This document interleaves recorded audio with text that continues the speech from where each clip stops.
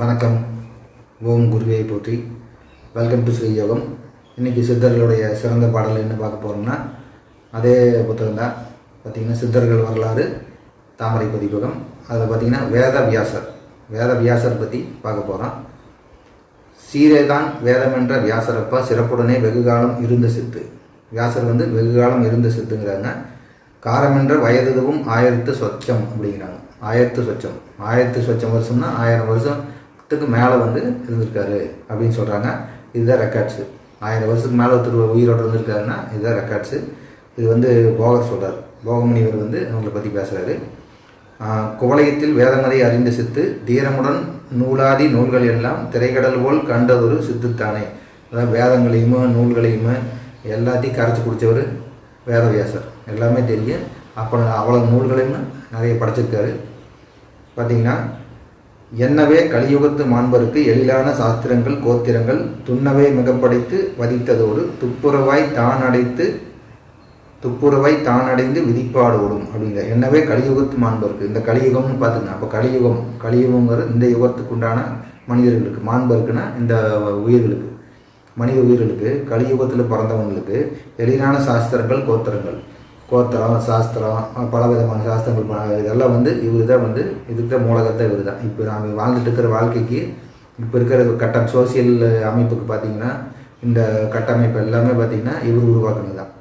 கோத்திரங்கள் துண்ணவே மிகப்படைத்து வதித்ததோடும் இதில் நிறையா சாஸ்திரங்களும் இந்த ரூல்ஸ் ரெகுலேஷன், இப்படித்தான் வாழணும், இப்படித்தான் இருக்கணும், எல்லாமே இப்போ இருக்கிற கண்டிஷன் எல்லாம் கொடுத்தவர், எல்லா கண்டிஷனுமே கொடுத்தவர் இவர் தான் அதை ஏற்படுத்தினவர்.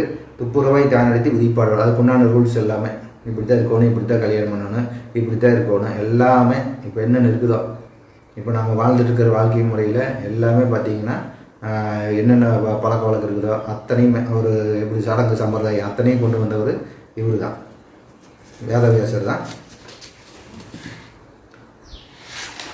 அப்புறம் இவர் தான் பார்த்திங்கன்னா முக்கியமானது பார்த்திங்கன்னா இந்த மகாபாரதத்தை இயற்றுனரும் இவர் தான். மகாபாரதங்கிற ஒரு காப்பியத்தை இயற்றுனரும் பார்த்திங்கன்னா இவர் தான் வேதவியாசத்தை பண்ணிக்கிறாரு.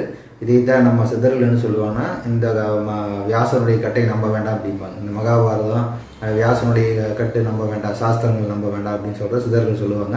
ஏன்னா இதெல்லாம் கட்டுக்கதை அப்படிம்பாங்க.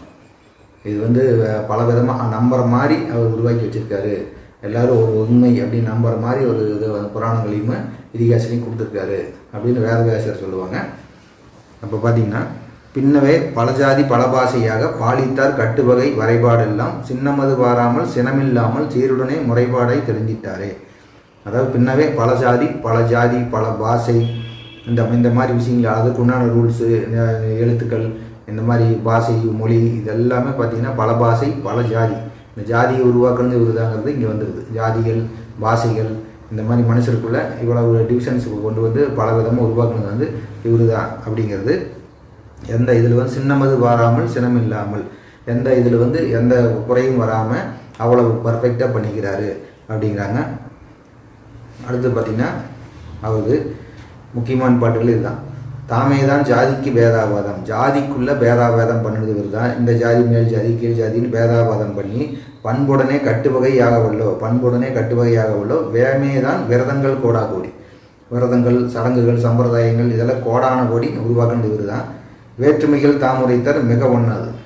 சித்தர்களுக்கு என்ன சொல்கிறாங்க பார்த்தீங்களா, வேற்றுமைகள் தாம் உரைத்தார் மிக ஒண்ணாது அப்படின்னு. அதாவது கணக்கு இல்லாத வரைக்கும் இந்த வேற்றுமைகள், டிஃப்ரென்ஸ் ஆஃப் ஒப்பீனியன் சொல்கிறாங்க பாருங்க. அதாவது மனுஷனுக்குள்ளேயும் ஜாதிக்குள்ளேயும் வேற்றுமைகள் தாம் உரைத்தார். இவரே தான் அதை கிரியேட் பண்ணிக்கிறார். மனுஷனுக்குள்ளேயே வேற்றுமொழி உருவாக்குனது இவர் தான். நாமே தான் சொன்னபடி அவரவர்க்கு நாட்டினார் பலவேத வன்மை எல்லாம். நாமே தான் சொன்னபடி அவரவர்க்கு நாட்டினார் பலவேத வன்மை எல்லாம். அந்தந்த ஜாதி அந்தந்த மனிதர்கள் அந்தந்த ஏரியாக்காரர், இப்போ ஒவ்வொரு நாட்டில் ஒரு விதமான மனிதர்கள் இருக்கிறாங்க. அவங்கவுங்களுக்கு உண்டான ரூல்ஸ் ரெகுலேஷன் எல்லாம் பார்த்திங்கன்னா பலவேத வன்மைங்கிறார். இந்த பல விதமான டிவிஷன்ஸ் எல்லாம் அவர் தான் பண்ணிக்கிறார். இந்த வேதமெல்லாம் பண்ணி வச்சது இவர் தான் பார்த்திங்கன்னா. ஆமைதான் அற்புதங்கள் மிகவாய் கூறி அவனிதனில் நாட்டி வைத்தார் புதுமை ஆமை அப்படிங்கிறார்.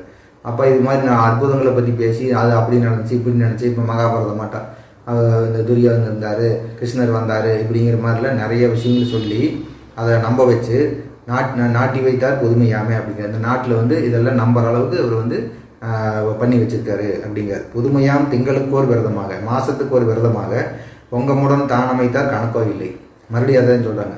மாதம் அந்த விரதம், சஷ்டி விரதம், இந்த வெள்ளிக்கிழமை விரதம், ஏதோ ஒன்று சக்தி விரதம், இப்படி ஏதோ ஒரு புது புது விரதங்களை கண்டுபிடிச்சி மாதத்துக்கு தன விரதம்னு சொல்லி கணக்கெல்லாம் பண்ணி வச்சிருக்காரு. கதுமையாம் தேவகோட்டிகள் அனந்தம் கலரினார் தேவதாஸ் தலங்கள் தண்டில் அப்படிங்கிறார். அப்போ பார்த்தீங்கன்னா தேவகோட்டிகள்னு அதை சாமிகள் தான் சொல்கிறாங்க. பல விதமான சாமிகள் உருவாக்குறது, சாமி நம்ம சொல்கிறோம்ல, அதாவதுங்க எப்படி ஜீசஸ் இவங்க இஸ்லாமெல்லாம் பார்த்தீங்கன்னா இறைவன் ஒன்று தான் அப்படின்னு சொல்கிறாங்க. ஆனால் இங்கே வந்து சாமிங்கிற பேரில் ஏகப்பட்ட பேர் இருக்காங்க. இந்த சாமி அந்த சாமின்னு அதுக்குள்ளே பல தேவகோட்டிகள் அப்படின்னா அதுதான். தேவகோடிகள் அனந்தம் அப்படின்னா அந்த இந்த சாமி வந்து கோடிக்கணக்கான சாமிகள் உருவாக்குன்னு இவர் தான். நம்மளே இப்போ குழம்புறோம்ல, எதுக்கு இத்தனை சாமி வச்சுருக்காங்க அப்படின்ட்டு இப்போ பேசுகிறாங்க எல்லாருமே. அதுதான் பார்த்திங்கன்னா இவரோட வேலை. அப்போது தேவதாஸ் தலங்கள்னு பார்த்திங்கன்னா இந்த கோயில்கள் தான். அங்கே இங்கேன்னு பார்த்திங்கன்னா கேட்டால் அந்த விஷ்ணுவுக்கு பார்த்திங்கன்னா திவ்ய தேசங்கள் அப்படின்னு சொல்கிறாங்க. 108 திவ்ய தேசம்.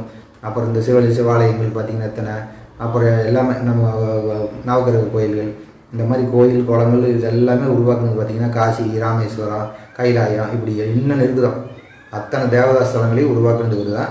இதமுடன் திங்களுக்கோர் திருவிழாக்கள், அது மாதம் ஏதோ ஒரு பண்டிகை, மாதம் ஏதோ ஒரு திருவிழா. இது பாருங்க எவ்வளோ தூரம் ஃபார்ம் பண்ணிக்கிறது. மாதம் ஏதோ ஒரு திருவிழா பண்ணுறது, ஏதோ ஒரு கோயில் விசேஷம், ஏதோ அமாவாசை, பௌர்ணமி, ஏதோ ஒரு திருவிழாக்கள் நிஷ்கலங்கமாக உள்ள நிமித்தி, அதெல்லாம் தெளிவாக ஒரு இது டவுட் இல்லாமல் தெளிவாக பண்ணி வச்சுருக்காரு அப்படின்னு சொல்கிறாங்க. பதமுடனே பலபலவாய் தேவவர்க்கம் பாவித்தார் மாந்தருக்கு பான்மையாமே. தேவவர்க்கம் பல விதமான தேவவர்க்கம் மாதிரி இதை சாமி இவர் வந்து ரிஷி முனிவர்கிறதெல்லாம் பார்த்திங்கன்னா, அதாவது தசாவதாரம் இது பார்த்திங்கன்னா கிருஷ்ணர் இத்தனை தசாவதாரத்தில் விஷ்ணு பகவான் தான் பார்த்திங்கன்னா இந்த தசாவதாரத்தில் வந்து 10 விதமான பிறவி எடுத்திருக்காரு, 10 விதமாக வந்து வந்திருக்காரு இந்த பூமிக்கு அப்படிங்கிற மாதிரி இந்த கதைகள் எல்லாம் பார்த்திங்கன்னா இது எல்லாமே அகத்தியர் கதைகள் தான் சொல்கிறார். தசாவதாரத்தையும் கட்டுக்கதைன்னு சொல்கிறார். அது அகத்தியர் சொல்கிறார். நம்ம படிச்சிங்கன்னா தெரியும். அகத்தியர் நூல்கள் அத்தனை இருக்குது, போகர் நூல்களும் இருக்குது. அப்போ பார்த்திங்கன்னா இதெல்லாம் வியாசனோட கட்டுக்கதைன்னு அவங்க சொல்லுவாங்க சித்தர்கள். அப்போ பார்த்திங்கன்னா இதெல்லாம் யாரோடைய வேலைங்கிறது முருகர் சொல்லுவார். வியாசரே இப்படி பண்ணார் அப்படிங்கிறது வந்து மும்மூர்த்திகளோட உத்தாரத்தால் அப்படி சிவன் பிரம்மா விஷ்ணுவோடைய ஐடியா தான். நீ இப்படியெல்லாம் எழுது, இப்படியெல்லாம் வந்து எங்களை பற்றி புகழ்ந்து எழுது, எங்களை பற்றி புராணங்கள் சாஸ்திரங்கள் பண்ணி வையி. அதாவது மக்களுக்கு வந்து உண்மையான ஞானம் தெரியக்கூடாது, உண்மையான தெய்வ நிலையை அவங்களுக்கு தெரியக்கூடாதுங்கிறதுக்காக பண்ண விஷயங்கள் தான் இதெல்லாம். இப்போ பார்த்தீங்கன்னா திருவிழாக்கள் நிஷ்கலங்கமாக உள்ள நியமித்தாமல் இந்த பலபேதமாய் தேவவர்க்கம், அதாவது நிறையா தேவர்கள்னு இவங்களாம் பிரிச்சுட்டார். இந்த மாதிரி ரிஷிகள் முனிகள் இவங்களாம் போன யுகத்தில் இருந்தவங்க அப்படிங்கிறதெல்லாம் பார்த்திங்கன்னா அந்த கதையெல்லாம் கொண்டு வரது இவர் தான். பான்மையாம் பண்டிகைகள் அனந்தம் கூறி, பண்டிகைகள் திருப்பி அது இந்த அதாவது அந்த மாதிரி ஆடி நோம்பி, நம்ம பொங்கல், இப்படி பண்டிகைகளை உருவாக்குறது புதுசாக. இப்போ எப்படி அச்சய திருதி ஒரு புதுசாக நமக்கு தெரிஞ்சு உருவாகி இருக்குதோ, அச்சய திருதியில் ஒரு முக்கியமான நாளாக கொண்டு வராங்களோ, அதுக்கு பின்னால் என்ன இருக்குது, வியாபாரம் தான் இருக்குது. புரிஞ்சுங்களா? அதில் பல வருஷமாக இருக்குது. ஆனால் இப்போ அது வியாபாரமாக நகை வாங்கணும் அப்படிங்கிற மாதிரி கொண்டு வராங்க. அனந்தம் கூறி பண்புடனே ஆசார பேதம் காட்டி, அதுக்குள்ளே வந்து ஆச்சார பேதம், மேல் ஜாதி கீழ் ஜாதி, இவன் இதை தான் பண்ணணும், இவன் இங்கே தான் இருக்கணும், இவன் இப்படித்தான் கோயிலுக்கு வரணும், இவன் தான் கோயிலுக்குள்ள வரணும், வரக்கூடாது. இது எல்லாம் எங்கிருந்து வருதுன்னா எல்லாமே வியாசருடைய இதுலேருந்து அந்த ரூல்ஸ் அண்ட் ரெகுலேஷன் தான் கொண்டு வராரு.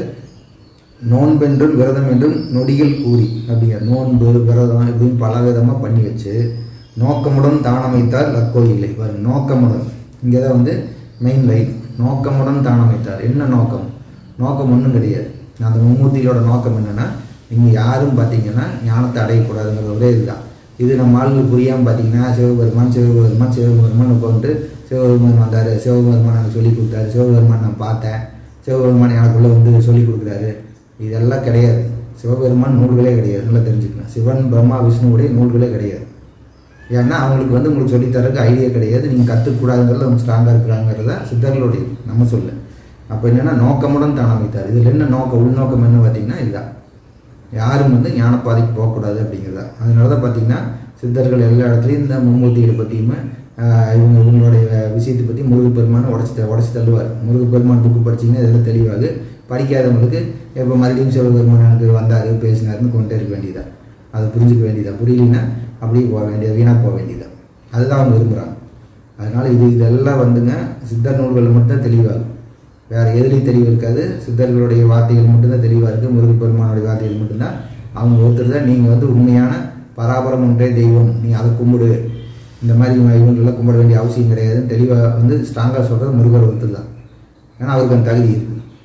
அதை நம்ம படித்து ஃபாலோ பண்ண வேண்டியதுதான். இல்லைன்னா இப்படியே வந்து கோயிலாக சுற்றிட்டு கும்பிட்டு அப்புறம் சிவபெருமான் கூட பேசுகிறாருன்னு சொல்லிட்டு போய் சேர வேண்டியதுதான். இது ஒன்று தான் வழி. அடுத்த பதிவில் பார்ப்போம். நன்றி.